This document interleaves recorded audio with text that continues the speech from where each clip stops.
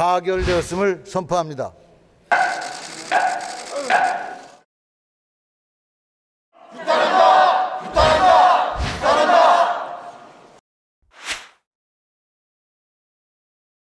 당대표님의 취임 100일 촛불혁명에서는 대통령만 바꿨어요. 제도 개혁이 없었습니다.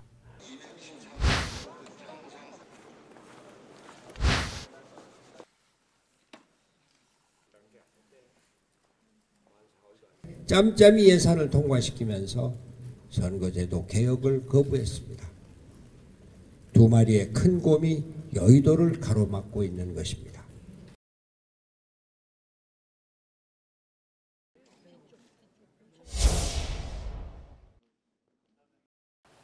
네, 오늘 첫 순서 정치 와호장룡 시간입니다.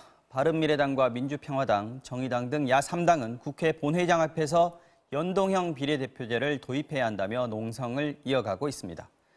바른미래당 손학규 대표는 닷새째 당식 농성을 하고 있죠. 오늘 취임 100일을 맞기도 했는데요. 손학규 대표가 있는 국회로 연결해 보겠습니다. 대표님, 이런 말씀드리기 죄송합니다. 안녕하십니까? 예, 안녕하십니까. 예, 네. 잘 있습니다. 그래도 표정은 좀 밝아 보이셔서 다행입니다. 로텐더홀에서 지금 생활하신다고 예. 들었는데 이 날씨도 추운데 찬바닥에 네. 이불 깔고 주무시는 모습이 보였습니다. 민주주의를 위해서 뭐 실내니까 괜찮고요. 네. 또 찬바닥이지만 이불 깔고 전기담요도 있고 그래서 괜찮습니다. 네, 민주주의를 위해서 목숨을 바치겠다 이렇게 얘기를 하셨습니다. 벌써 이제 닷새째고 고령이시라서 좀 건강이 많이 걱정이 됩니다. 뭐 건강 검진도 좀 하시는 것 같은데 별 이상은 없습니까? 예, 어제 뭐 제가 아는 의사가 그냥 무작정 찾아와서 저는 뭐 건강검진 받을 생각도 없었는데요. 건강합니다. 뭐 제 낯빛이 어떻습니까? 괜찮죠? 낯빛이 아주 밝아 보이셔서 다행이긴 합니다만 그래도 고령이시라서 걱정을 안 할 수가 없습니다. 자, 사실 오늘 뭐 고령이 70이 뭐가 고령입니까? 그렇습니까? 예, 어쨌든 건강 조심하시기 바라고요.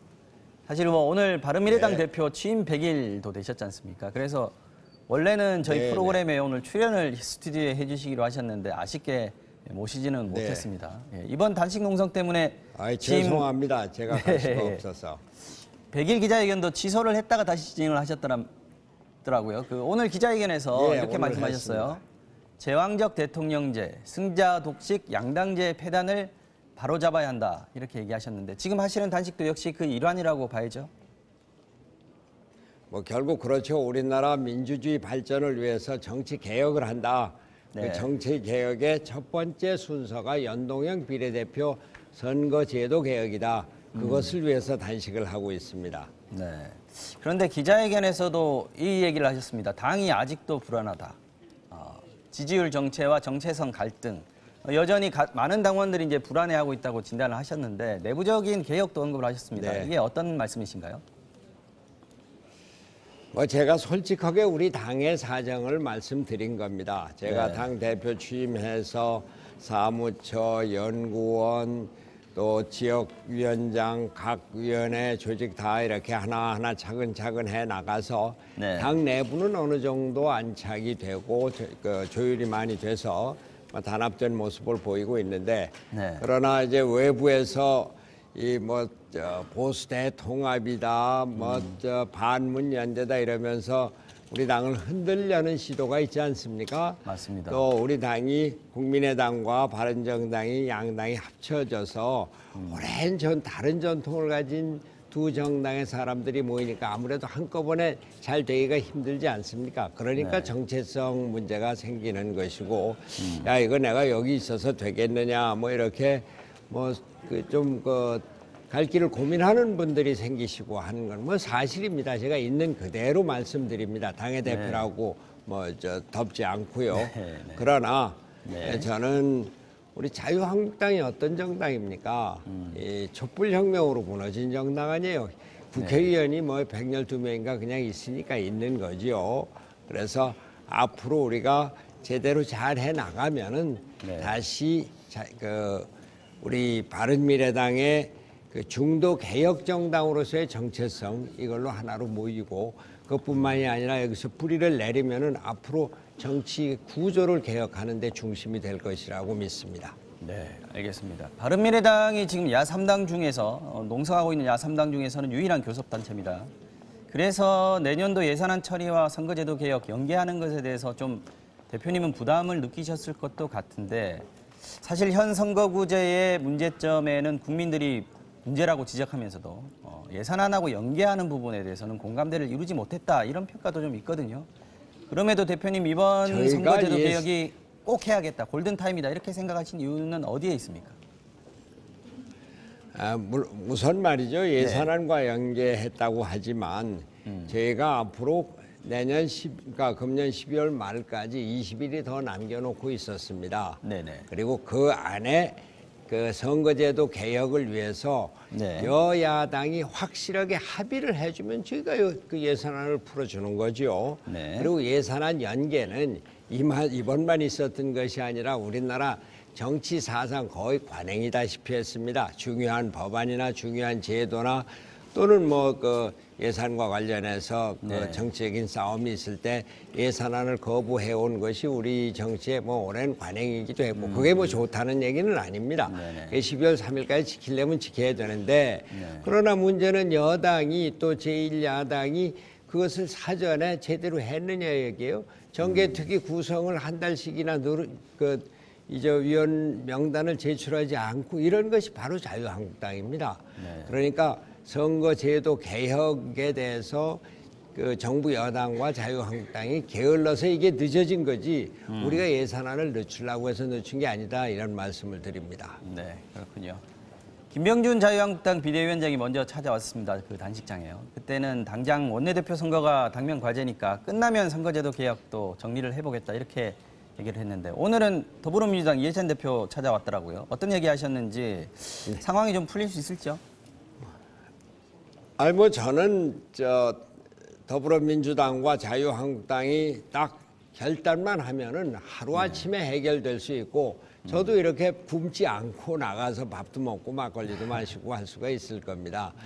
이해찬 대표가 손 대표가 단식을 풀어야지 협상을 시작합니다. 그래서 제가 단식 협상을 해서 연동형 비례대표제를 한다는 것을 확실하게 해야지 내가 단식을 풀지 내가 건강이 좋다 이게 좀 오래 갈 거니까 오래 끌어봐라 그러면은 그런데 내가 뭐 무너지거나 아니면은 그 정부 여당이 뭐 이거 갖고 안 되거나 이렇게 될 것이다. 그러기 전에 빨리 해라 이랬습니다.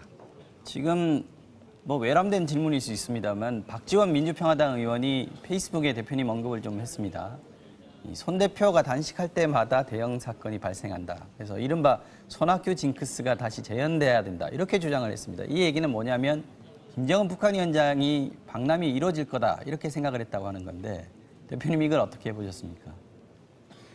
뭐 저는 박지원 대표가 저를 나쁘게 모아서 그런 것이 아니라 김정은 위원장이 방남이 이루어졌으면 좋겠다. 그건 손학규도 원하는 바 아니냐 이런 뜻이고 또 징크스는 사실 제가 2006년 10월 9일에 100일 대장정을 마치고 오는 날 북한에서 핵실험을 했어요. 네, 맞습니다. 이제 그때부터 손학규 징크스가 나왔는데 그러나 저는 내가 죽더라도 내가 나온 것을 덮기 위해서 김정은이 오면은 손학규는 죽지만 한반도 평화가 이루어진다 이런 것을 그냥 상징적으로 얘기를 했고 저한테 나쁜 얘기를 하지는 않았다고 생각합니다. 한 가지만 말씀드리면은 어제 우리 부대변인이 그거에 대해서 박지원 대표에게 이제 비난을 하는 성명을 내서 제가 마침 우연히 다른 걸 보려고 인터넷을 열었다 그걸 보고 깜짝 놀라서 박지원 대표에게 전화해서 미안하다고 했고 바로 취소를 했습니다. 손 대표님 모르는 사이에 논평이 나갔는데 본심을 대표님은 서로 이해를 하고 계시다 이렇게 얘기를 하면 되겠네요. 그러면요. 그리고 우리 대변인들이 모든 것을 저에게 확인을 하고 하는 건 아니고 대개 이제 같은 방향으로 있으니까 근데 이건 개인적인 문제에 대해서 뭐 조금 우리 부대변인이 그런 알겠습니다. 박지원 대표의 알겠습니다. 12월 임시국회에서 선거제도 개편 가능성 뭐 아직 남아있긴 한데 지금 민주당에서는 20일 원포인트 본회의 하자는 얘기도 좀 나오고 있고요. 지금 바른미래당에서는 열흘 정도는 본회의를 열어야 다른 법도 처리하고 이 정계 개편 얘기도 선거제도 개편 얘기도 충분히 할 수 있다 이렇게 얘기를 하고 있는데 지금 사실 임시국회가 어느 정도로 열릴지 지금 아직 모르는 거 아닙니까? 대표님은 어떻게 계획을 하고 계신지 뭐 출구 전략은 없다 이런 얘기 하신 거 같아요. 저는 말이죠. 네, 저는 말이죠. 네, 어제 그저께 예산안을 더불어민주당과 자유한국당이 야합해서 처리한 것 정말 분노합니다. 네, 더불어민주당은 촛불혁명으로 정권을 탄생시킨 당이고 네. 자유한국당은 촛불혁명으로 망한 당입니다. 서로 적대적인 관계입니다. 그런데 이 두 당이 예산안 통과시켰어요.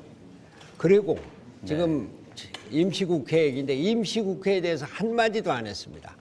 또 예산안과 그 선거법 그 개정안을 왜 연계시키느냐 했지만 그럼 예산안 통과시켰으면 선거법 개정은 어떻게 하겠다는 계획이라도 내놔야 될 거 아닙니까? 네. 임시국회에 대해서도 아무 소리 없고 선거법 개정에 대해서도 아무것도 없고 사실상 예산안을 양당이 짬짬이 예산으로 그 야합해서 통과시킨 것은 선거법 제도 그 선거제도 개혁을 그 비껴나가려고 회피하려고 거부하려고 부정하려고 민주주의 부정한 처사입니다.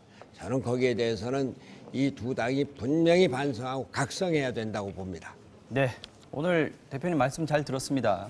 건강이 염려됩니다. 물론 뭐 표정이나 목소리는 좋아 보여서 다행이긴 합니다만 그래도 조심하시고요. 오늘 말씀 고맙습니다. 네, 감사합니다. 네, 바른미래당 손학규 대표였습니다.